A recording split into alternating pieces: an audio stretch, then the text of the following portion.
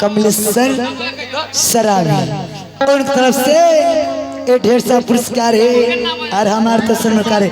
एगो झाड़ू दीजिए ना, हम नहीं अपने घर में से बाल्टी लगी एगो झाड़ू दीजिए।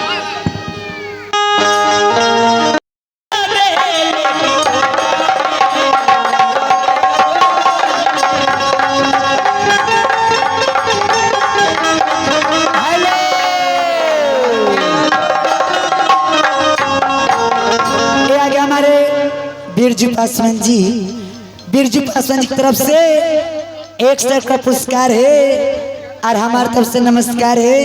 हरी जगह की जय जयकार है। सुनो रस्मा, एक बात बोलूं? क्या हो? क्या हूँ? क्यों नहीं मास्टर जी